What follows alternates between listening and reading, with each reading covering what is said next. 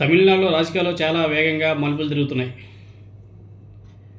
విజయ్ గారి ప్రభుత్వం ఏర్పడిన తర్వాత పరిపాలన మొదలైందో లేదో, ఆ పరిపాలన బాగుందో లేదో ఇంకా ప్రజలకు పూర్తిగా అనుభవంలో కూడా రాలే ఇంకా. కానీ విజయ్ గారి పరిపాలన కంటే ముందుగా ప్రభుత్వాన్ని పదిలపరుచుకోవాలనుకోవడం ప్రధానంగా కనిపిస్తుంది. ప్రస్తుత పరిణామాలు అలానే కనిపిస్తున్నాయి. అన్నా డిఎంకే పార్టీకి సంబంధించినటువంటి ముగ్గురు ఎమ్మెల్యే పదవులకు రాజీనామా చేశారు. ఆ రాజీనామా లేఖలను స్పీకర్ కూడా పంపించారు. స్పీకర్ గారు కూడా దాన్ని ఆమోదించడం జరిగింది. అన్నా డిఎంకే పార్టీకి సంబంధించిన వాళ్ళు, అదే ఏఐఏడిఎంకే పార్టీకి సంబంధించిన ఎమ్మెల్యేలు కుమారవేల్, జయకుమార్, సత్యభామ, వీళ్ళు ముగ్గురు త్వరలోనే విజయ్ గారి టీవీకే పార్టీలో చేరబోతున్నట్టుగా తెలుస్తుంది. త్వరలోనే మరికొంతమంది అన్నా డిఎంకేకు చెందినటువంటి ఎమ్మెల్యేలు తమ పదవులకు రాజీనామా చేసి టీవీకే టికెట్ మీద మళ్ళీ బరిలోకి దిగి శాసనసభలోకి అడుగుపెట్టే సంకేతాలు కూడా చాలా స్పష్టంగా కనబడుతున్నాయి. ఇదే జరిగితే మాజీ ముఖ్యమంత్రి స్టాలిన్ గారు జోషన్ చెప్పినట్టు విజయ్ గారి ప్రభుత్వం త్వరలో కూలిపోతుంది అనుకోవడం మాత్రం భ్రమ.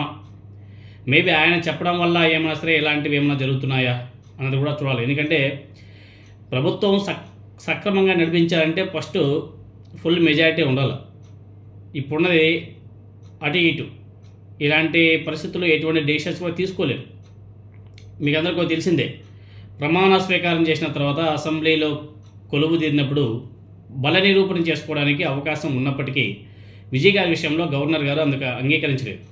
ముందుగా మ్యాజిక్ ఫిగర్ చూపించండి, తర్వాత మాట్లాడదామని చెప్పేసి చెప్పడం జరిగింది. సో మ్యాజిక్ ఫిగర్ చేరుకున్నట్లుగా పార్టీల మద్దతు లేఖలన్నింటినీ చూపిస్తే తప్ప ప్రమాణ స్వీకారానికి అనుమతించేది లేదని చెప్పేసి గవర్నర్ గారు ఆ రోజు తేల్చి చెప్పడం జరిగింది. ఆ నేపథ్యంలోనే 8 సీట్ల మద్దతు చాలా ఇంపార్టెంట్ అయింది.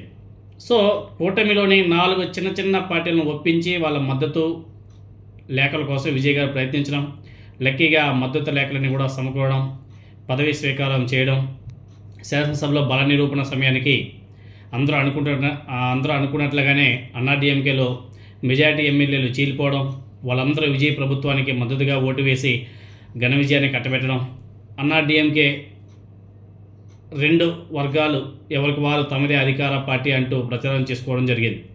సో ఇక్కడ వేలుమణి నేతృత్వంలోని అన్నా డిఎంకే వర్గం నుంచి 3 ఎమ్మెల్యేలు రాజీనామా చేయడం ఇక్కడ కీలక పరిణామం.